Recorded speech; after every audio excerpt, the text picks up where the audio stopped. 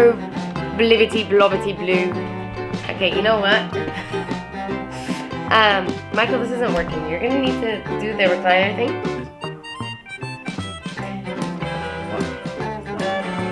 It's on the other. It's on this side. Okay. Okay. And then we're gonna have to like right in the bring face. this here, yeah, right in the face, and go like this. Yeah. That works. Right there. Okay, just so everyone knows, Michael is sitting on my chair today. Which is not Michael's chair for one video. Just, no, here's why. Because he didn't want to do this. Yeah, you're right. I can't tell if this is like a good angle or no. But, Oh, that's good. you know what, guys? This is what we've got. So, first of all, don't look at this. Look at this. Ah, okay, got it. See, I'm not used to this whole camera thing. All right. Yeah. So Michael didn't want to do this because he's like, I don't like cameras. You got a problem? Yeah, because I don't like cameras either. Good, that makes two of us. Yeah, but I It's a do party. this. But I do this, you know why, Michael? You push past the uncomfortableness. Yeah. The what? Uncomfortableness. The discomfort. Yes, yes I do.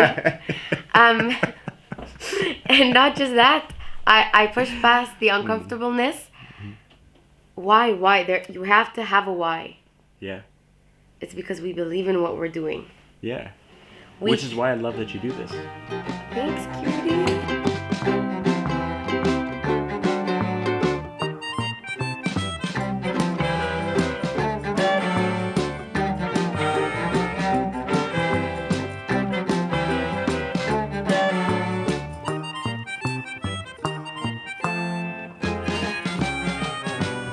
Hi everyone! Welcome back to the vlog. Today we have this handsome little dude and based on everyone's request, we are answering your Q's and A's. Actually, Yes. your Q's.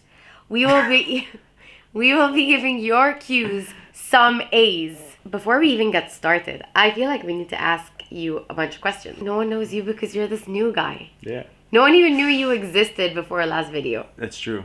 Which is a great video, by the way. Oh, I loved it. Thanks, cutie. Yeah. Thank you. So grill me. Go ahead. I'm Okay, ready. so name.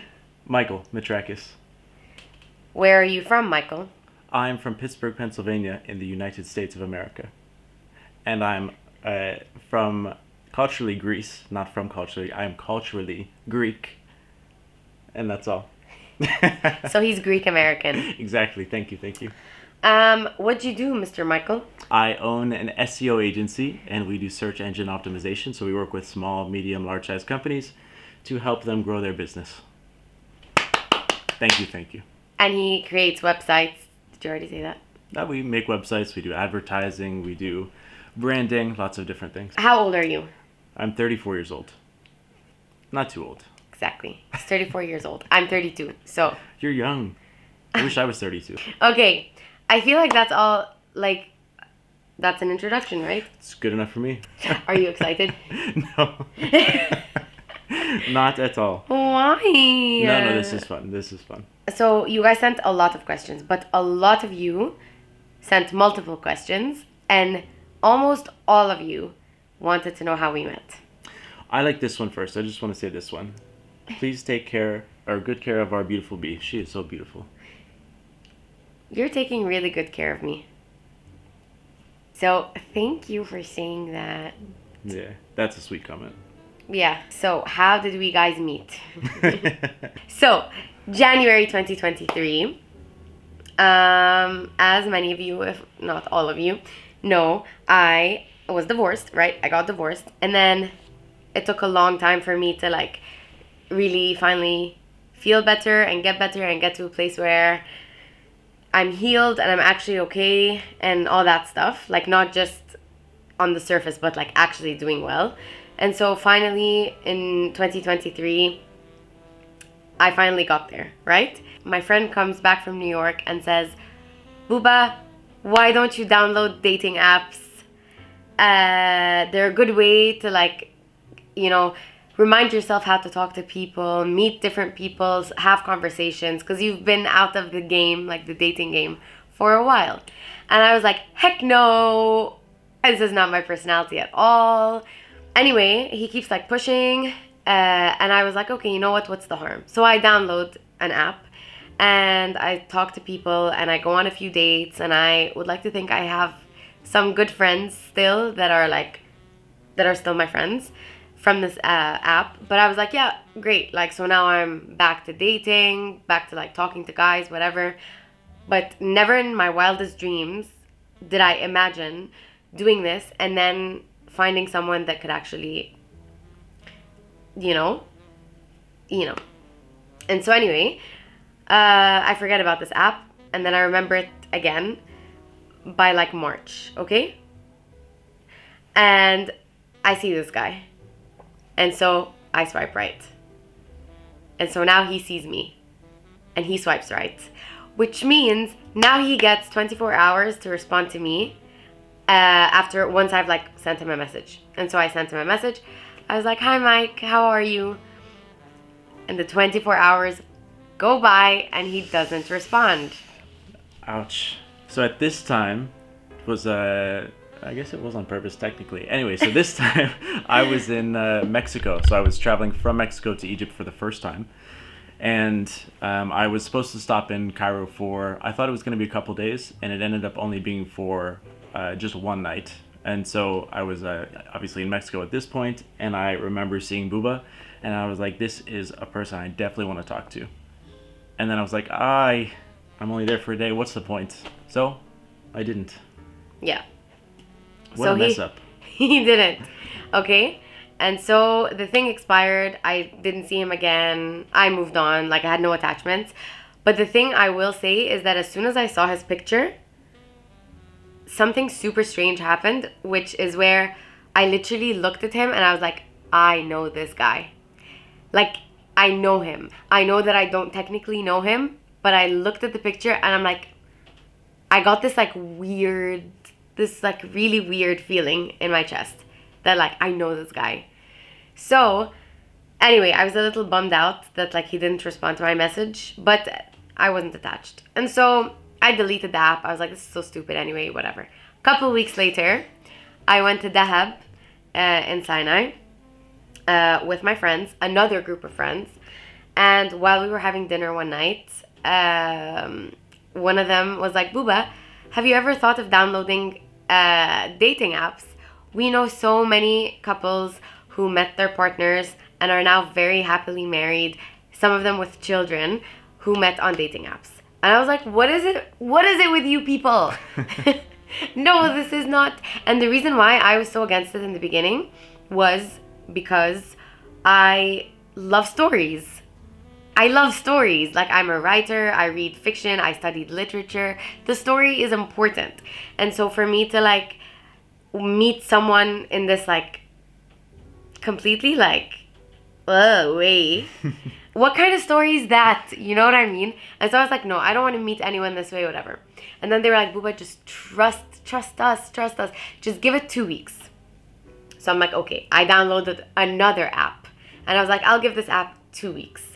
But on this app, I didn't have to be the person who like starts the conversation. And so whatever, I'm on the app and then I see him and I'm like, again?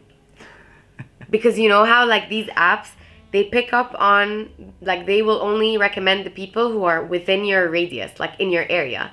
And this time I was in Dahab. I wasn't in Cairo. And this guy pops up again. And I'm like, but I'm in Dahab. Like, I'm somewhere else completely. How? And so I'm like, you know what? I'll swipe right. And this time, I don't have to start the conversation. So at this point, I was over in, so I had spent, I think like 2 weeks, maybe a week and a half in Luxor. And then I was on my way to, or actually had just gotten to Sharm el-Sheikh, which is very close to Dahab.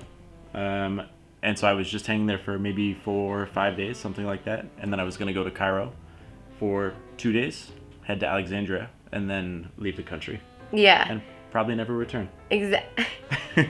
And so, like, my friends told me to download this app while I was in Dahab when he was coincidentally in Sharm el-Sheikh, which made it, like, pick up on the radius. And so we swiped right. And then we started talking on April 11th. and haven't stopped talking since. Ta-da!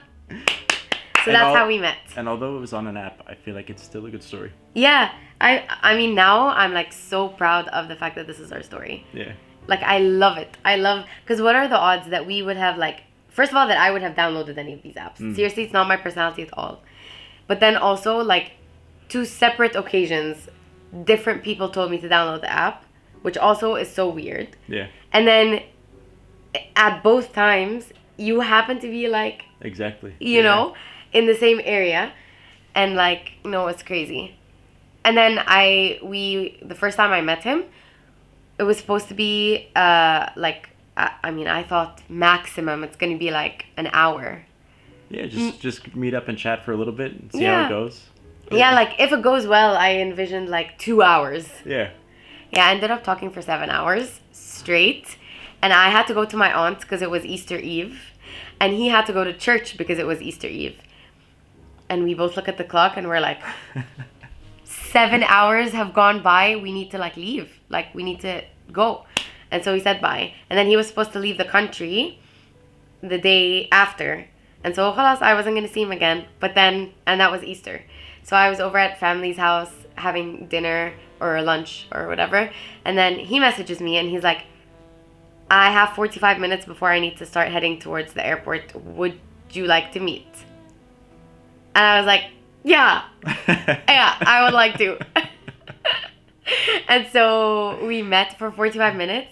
And then I ended up dropping him off at the airport. Who does that? Like, this was like the second time I'd ever seen you.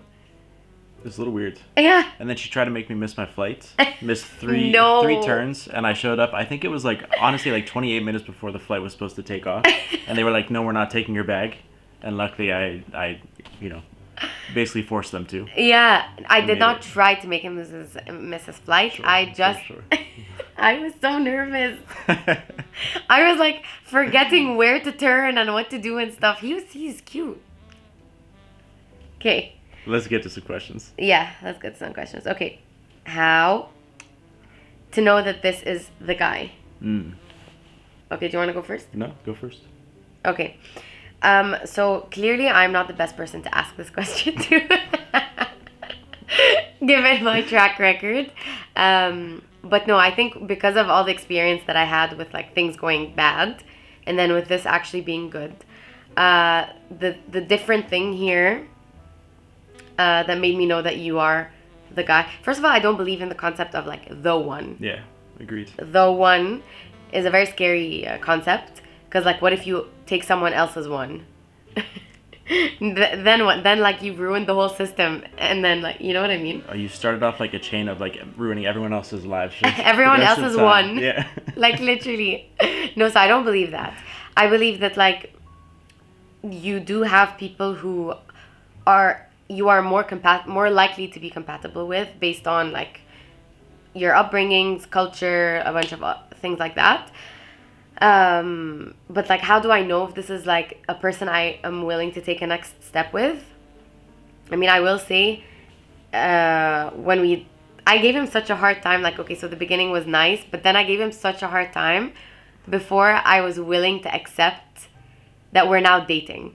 Like, it took me a while of like pushing him away and him not understanding what's going on. Because I was scared. I was like, I really like this guy, and now this is scaring me because I'm scared.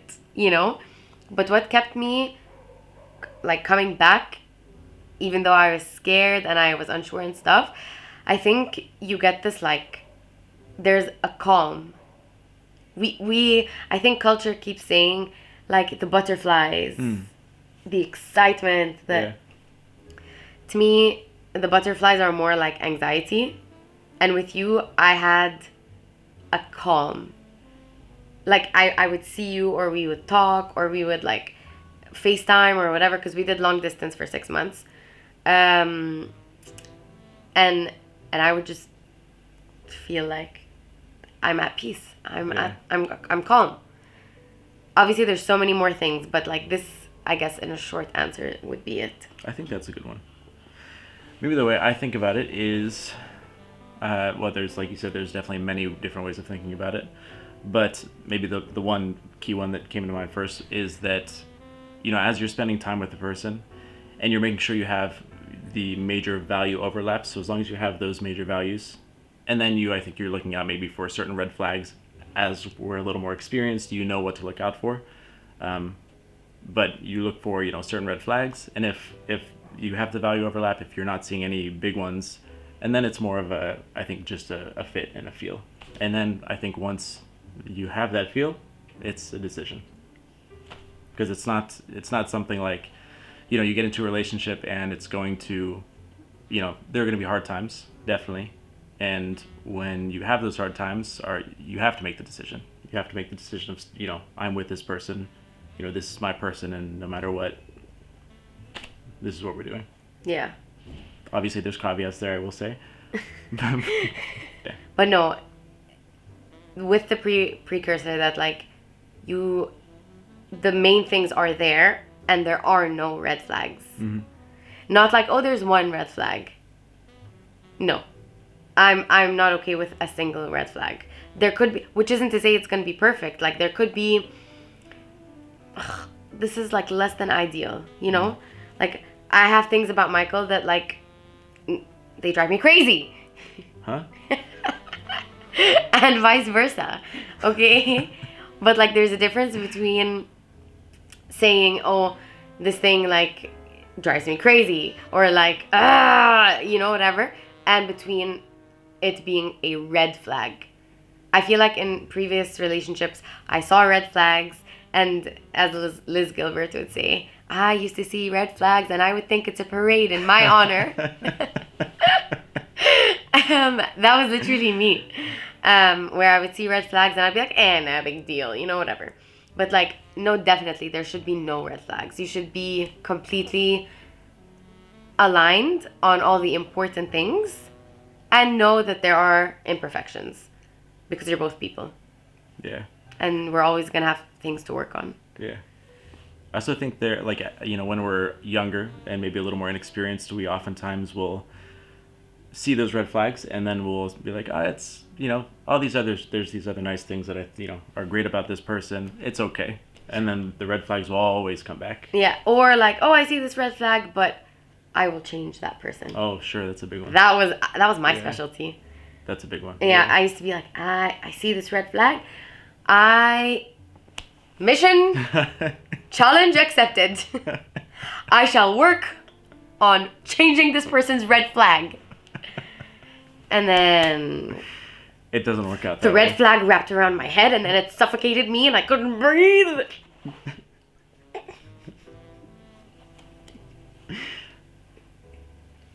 He loves me. Yes, I do. Shut up. Okay. That was a dumb answer. Okay. Okay. From Mike's point of view, what are green flags in men and what are red flags when we start the relationship? In men. So let's say, okay. I love this question, by the way. So let's say you are looking at other friends, friends mm-hmm.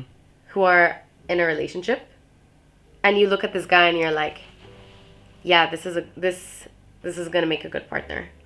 And then what are red flags also? Okay, the first green flag that came to mind. At the start of a relationship, she says. Okay, yeah, I still think at the start and throughout an entire relationship. But I think, so the little stuff. So things like opening your door. So I'll say first, the little stuff that is showing that he's going to take care of you. So you obviously want to feel taken care of from your guy.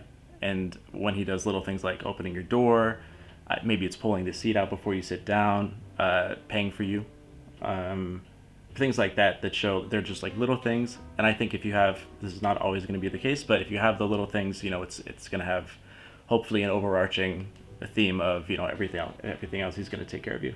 So I think that's a big one to look out for. What's another one?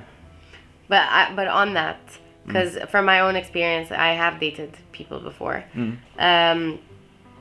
What if it's someone who's going to do these little things, but that's the extent of it?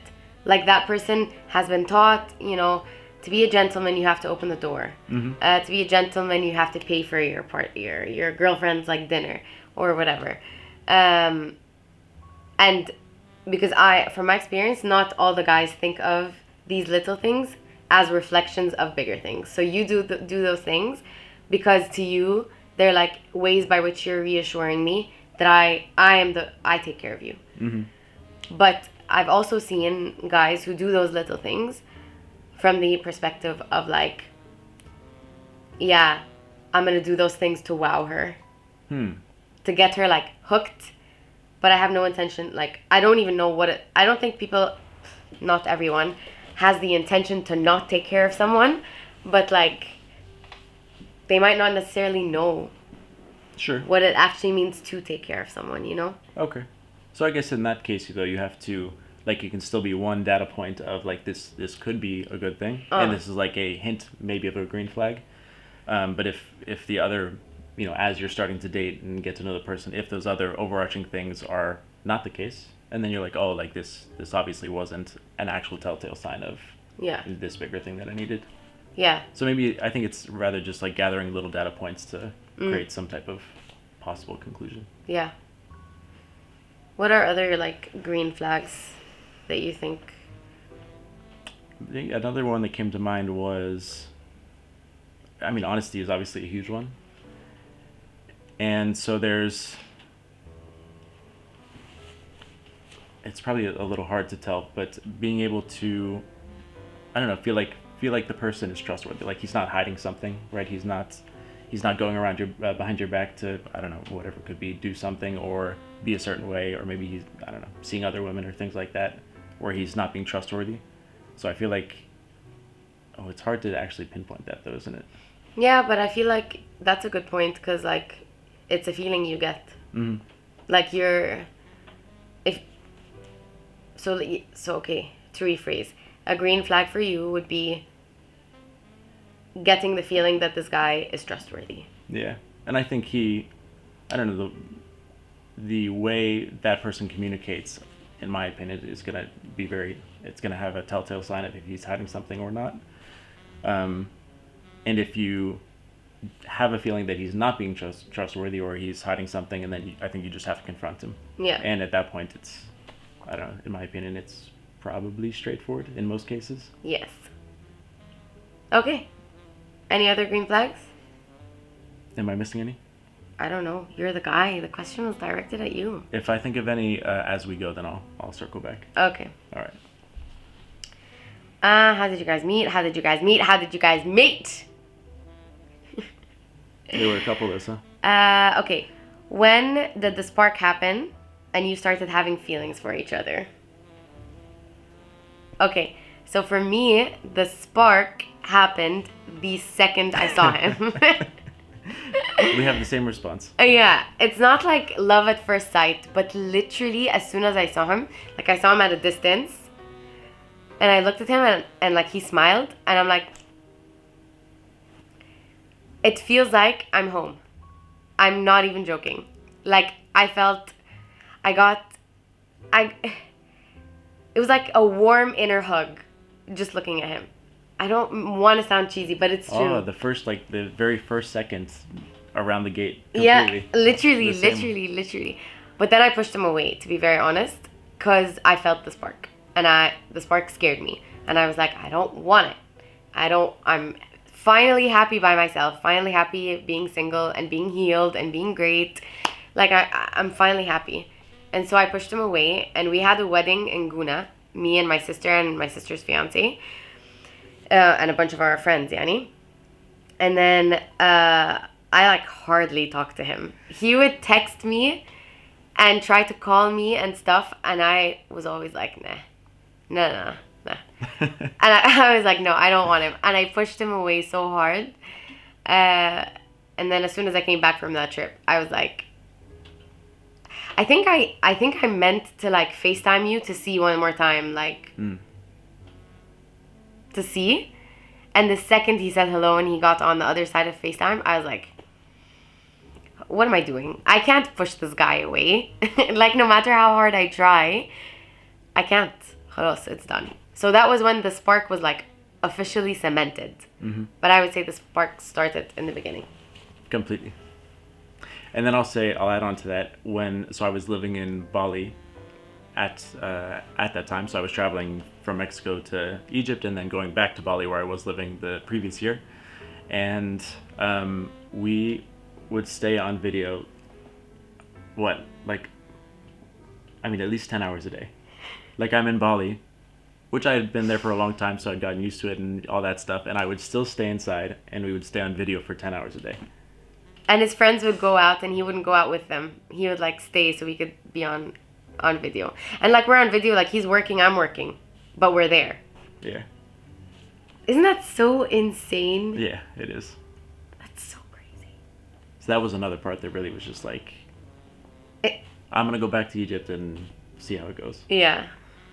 What's the most different thing between this relationship and the past one? I feel like we can both answer that. Sure. The most different thing, I would say, is, well, there's so many things that are different, to be very honest. Like, so, actually, I don't think anything is similar to my previous relationship at all. But the biggest thing, I think, is the sense of, like, security that I have, and knowing that I'm very different this time around. I worked on myself a lot. I invested a lot of time. I did a lot of hard work. I went to therapy. I, like, really invested in myself to heal. A crucial part of healing is that you work on the parts of yourself that you need to take accountability for. So, like, after my previous relationship, I could tell, okay, absolutely, I don't want to be like this anymore. I don't want to, I don't want these things to stay in my personality with or without someone else. And I really worked on those things, and I gained a lot of perspective. So I feel like I'm very, very different. But this relationship feels different in that it is safe. Also in that I would say, we are the best of friends. Yeah. Like, he's my best friend. Like, truly. In my previous relationship, it was not like that. It was like, yeah, we've been together for this long. There was absolutely no, like, intimacy between us. No, like, friendship. We would go out to dinner, not say a single word to each other. Every person would be on their phone. Like, we have nothing to say to each other. We're not friends. Like, we weren't friends. It was just so bad. Whereas with Mike, literally, we'll talk about anything and everything all the time. He's the first person I want to go to when anything happens. We have this closeness that makes it so safe and so, like, steady and secure. No one knows anything about your previous life, but how is this relationship? How is this relationship different from your previous relationship? Maybe I think the one thing I'll say is, which I think is extremely important, that you kind of mentioned at the end there, or at least started to brush on, is wanting to tell the other person everything, but in a different sense. In the sense of that you, like, in a relationship, when you're dating, as soon as you start dating, obviously during your marriage, you have to, you cannot hold anything back. You have to talk about everything. You can't be like, you can't, say, oh, this is going to cause friction, therefore I don't want to talk about it. Or this could be an issue down the line. It's down the line. Like, let's put it off. Then we'll talk about it later. Yeah. So making sure that doesn't happen. And I think that causes a lot of issues in relationships, whether it was mine or, I know a ton of other people in like friends and family and whatnot that have had the same issue. So I think that's the biggest difference that I see here. And also I think something that everyone should really focus on. Definitely. I would say we had a lot of the, like, huge conversations really early on. Yeah. Like, because we've both been hurt in different ways, but, like, we're very serious, very intentional about the way that we went about this relationship from the get-go. Like, all our conversations, the first day I met him, I told him I'm divorced. The first day. Because I was like, I'll tell him so that he, so he can cut the crap. If he doesn't like that, he can just leave. But I also want to be super honest and, like, frank with him and everything. And so we had all these, like, huge conversations from the very, very beginning. And I also want to add to what you said. The last thing is that in order for us to be able to have all these conversations and to have these like big conversations that could cause friction, we need to be safe. Like, you need to feel safe with me, knowing that even if this causes friction, it's still like, friction is still safe. Like, you know, Yeah. I didn't have that. Yeah. I also like I was reading a book, and I forget the name of the book, but it's talking about friction and how, you know, that friction has to be a form of coming together and not a form of like, we're fighting because one side has to win, but rather we're a team and we're arguing or whatever it may be to come to a conclusion together. Yes, the name of the book is Conflicted. That one, yeah. Wow, there's so many. We might have to do. Holy, We wow. might have to do like a part 2 of this video. That's a lot. Yeah, Wow. honestly, we need to give shorter answers. Let's do this one. Okay. Okay, tips/advice for long distance relationships. First one that came to mind is making sure you spend a lot of intentional time together. So I think just like we did, we maybe unintentionally did it, I suppose. But we, you know, we were on video all the time, whether you're actually talking or just hanging out and working or whatever. Like, you're trying to recreate what would happen in real life, in person. And oftentimes, you know, maybe we're sitting together watching a movie. You can do that, obviously, over Zoom calls or whatever, too. But just spend intentional time together. Yeah. As much as possible. Yeah, and I want to say also, when you're in long distance, communication becomes 10 times more important because that's all you have. You don't have like body language, you don't have context, you don't have anything. But if you're doing long distance, be sure to be very clear with one another, to try extra hard to communicate how you're feeling, why you're feeling it. I mean, honestly, I would say the fact that we did 6 months of long distance, it was like perfect for our scenario because I was so scared to like get into something else. Yeah. So this kind of eased us, but also I would say it helped us build such a strong foundation of like of conversation, and because we were again very mindful and very intentional about the way that we went about it. So communicate.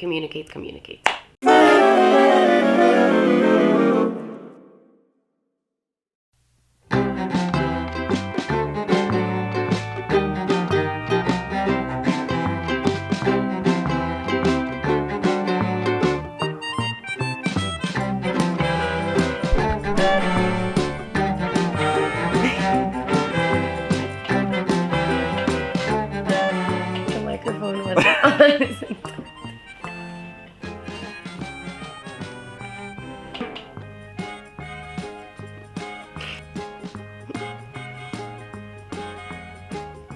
I get to redo all my answers now. No, listen.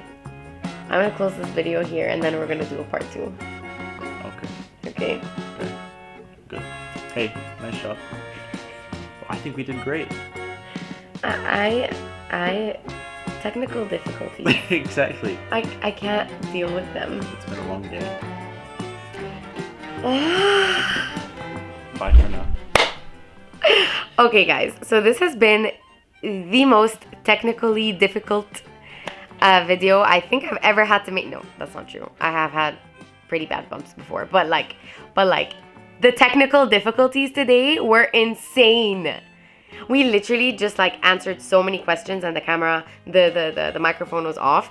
And before that, the camera turned off because the battery was exhausted. And so we had to take like a really long break. It was like an hour, wasn't it?